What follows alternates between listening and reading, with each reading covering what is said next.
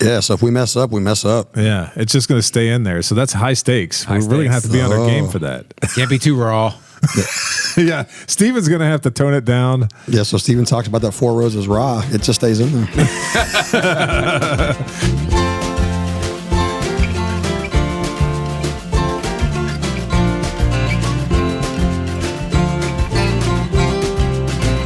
Hello, and welcome to episode 166 of The Mashup, the shortest conversation you're going to hear all week long. We're your hosts, Kenny, Anthony, and Steven. Hello, gents. matey. That was amazing. Way to come The in shortest. What does that mean? Short? Yeah, what's the shortest thing about? Is that pirate joke? There you go. No, actually, we've been talking a lot amongst ourselves in our group text and other things like that, and we've been toying with the idea of trying to bring you guys a regular episode on Tuesdays. So we have a couple of thoughts about that. One is that we want to maybe have this spot on Tuesdays reserved for longer form conversations with industry people and other cool people that we know, or just short bottle reviews. Because guess what, guys? There's a ton of bottles that come out that we don't even get a chance to talk about because we're only doing usually a bottle an episode. Yeah, we're doing one bottle a week. I've talked about that for a while. It's just there's so many bottles that we go through. But then we've also had some of the like 2 hour, 2.5 hour long things. So yeah, we're thinking about just, Friday's going to be your normal traditional episode and Tuesday can be reserved for the different things. Yep. A little experimental day. Yeah, in fact, we're actually going to dub it as like a no-edit Tuesday if we can. Yeah, so if we mess up, we mess up. Yeah, it's just going to stay in there. So that's high stakes. We're really going to have to be on our game for that. Can't be too raw. Yeah, Steven's going to have to tone it down. Yeah, so Steven talks about that Four Roses raw. It just stays in there. Or maybe a Blanton's that's a blended product, right? Dude, yes. Hey, facts optional, bro. Just kidding. Facts optional. Just messing with you. Facts optional. So, boys, we have a new bottle tonight. Tonight is the WhistlePig CampStock Wheat Whiskey. Oh, that's certainly a mouthful. Yeah. Oh, yeah. The WhistlePig CampStock Wheat Whiskey. So the distillery for this is the WhistlePig Distillery in Shoreham, Vermont. This is not open to the public, that distillery, so don't try to go up there. The bottle date is 2024. The ABV is 43. The proof is 86. This is non-age stated. And the mash bill is kind of crazy. We can talk about that maybe as we're tasting through it here quickly. But it's an 85% wheat whiskey blended with their rye whiskey, finished in an independent stave company barrel that's been toasted with a Solo Stove. And the MSRP on this is $75.99. Well, goodness. It's It was in a mouthfeel. Solo Stove. It must have burnt fast. Well, I don't know anything about Solo Stoves, so I'm going to yield to you guys on that. I didn't understand the partnership, but then again, what do I know about anything? I mean, Solo Stoves, they only advertise those as being smokeless. Okay. They're not. Right. Well, I can tell you that. well, we'll find out in a minute because if they usually like toasted the barrel, I believe. Yeah, toasted barrels done by Solo Stove. So Okay. Well, I mean, this must be a very non-smoky toasted barrel. Well, that's what Solo Stove says. I guess we're going to find out if it's non-smoky. The bottle looks very inviting. I will give it that.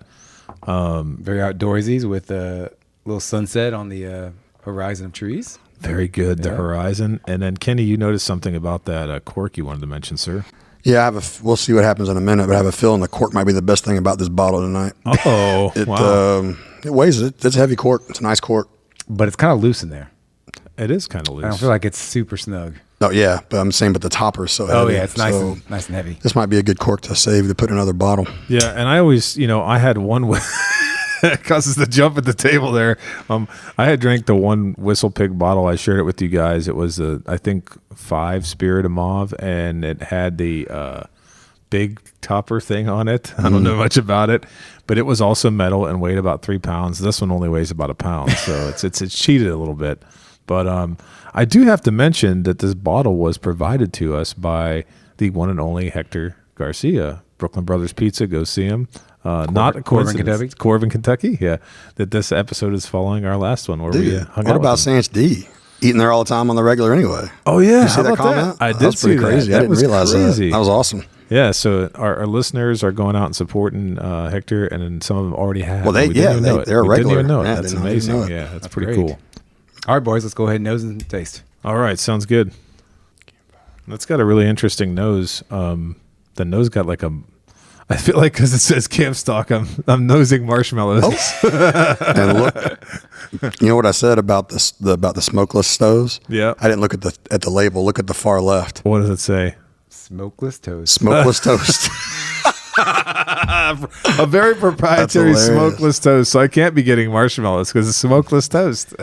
Now, when I went to their website and looking on this, they talked about the summertime. But the thing I'm thinking about, I don't sit around a campfire in the hot summer. To me, it's like a fall thing. Yeah, I don't either. But So I was kind of confused on their whole marketing and dropping it right now with everything. it's only for people on the, I guess, Very on up north. the coasts in northern Pacific, yeah. Pacific Northwest at night. That's where you're drinking this at. Kind of draws me up. A little astringent. I don't know if it's bitter or metallic or what.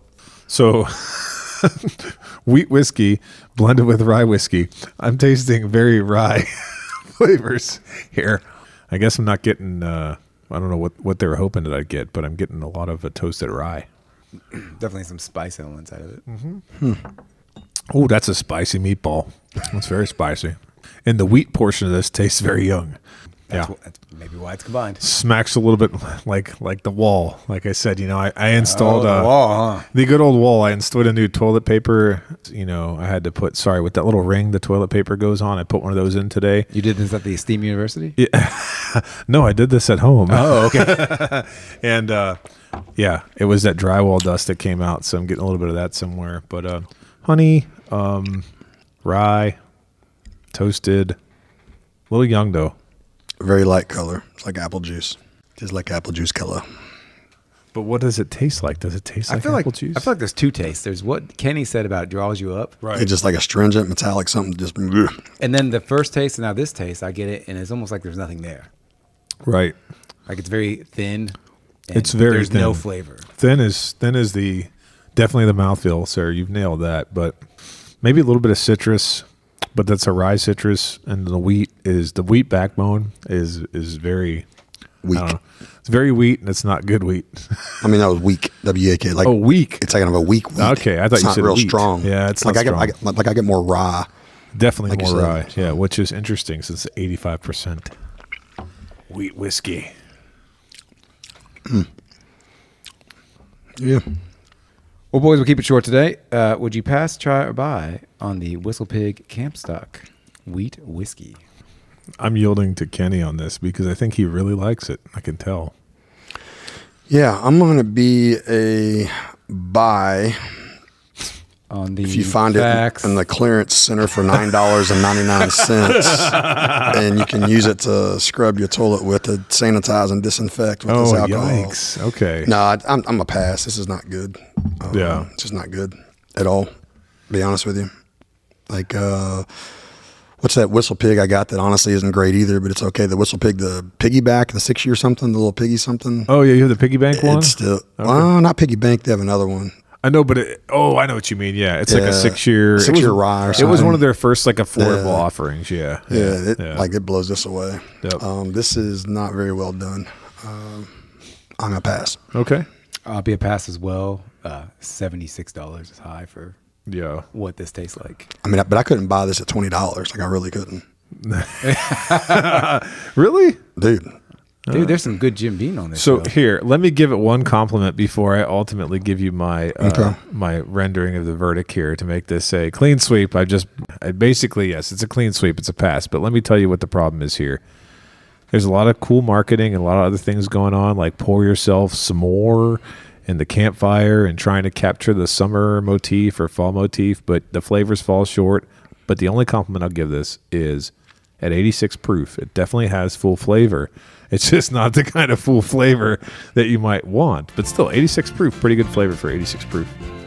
Boom. Blech. And with that, thanks for listening to this episode. Please like and follow us on Facebook, Instagram, and Twitter at The Mashup KY. Don't forget to visit our partner, bourbonoutfitter.com. Enter code THEMASHUP for a special discount. Also, Head on over to our partner, the Woodwork Collective, at woodworkcollective.shop. Enter code MASHUP for a 15% discount. let us know your thoughts and bottom in the comment section. Until next time, keep it neat.